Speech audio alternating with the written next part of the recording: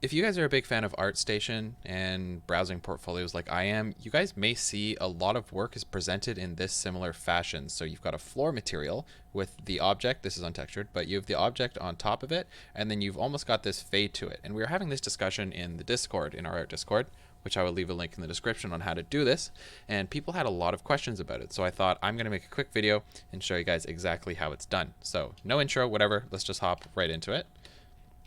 So all it is the floor texture here, a fill layer and a standard layer, but we'll get that into that in a second. There's two important things that we need to set up before we even touch this. So say you've got your floor material selected. If you have multiple materials, one of the first things that you have to do, and one of the most important things, is make sure you go to shader settings and select PBR metal rough with alpha blending. If you don't select that, this will not work.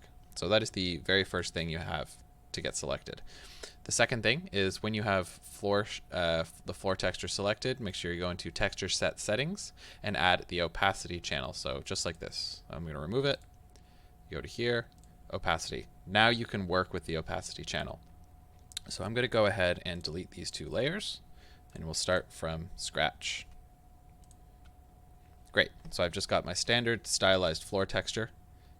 And the first thing I'm going to do, now that I have the opacity channel and alpha blending selected, is add a fill layer, and I'm going to remove everything except opacity.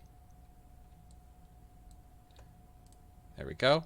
And leave the opacity at 1. But you can see as I drag the opacity, the channel starts to remove the actual texture. So that layer's done. Next thing we're going to do is we're going to add a standard layer. So fill layer and then standard layer right on top of it.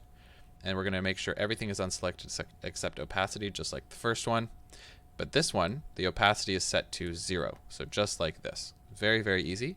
And now from here, we can actually select a brush, and you can simply start painting a nice little circle around your object. Just like that. And this takes a minute. But you can also get a little creative with it, and you can also paint alphas as well. So if I wanted to find something a little more circular, like a sponge, this has got some nice white textures to it. Will this work? Kinda. Not really, but it's more like just get creative with it. You can use whatever brushes you want. There we go. Use whatever brushes work for you. You can get some really, really cool effects by painting on here. And that's it. That's exactly how you get a professional level floor render in like 5 minutes. Super easy. I hope you guys enjoyed the video, guys. I'll see you in the next one.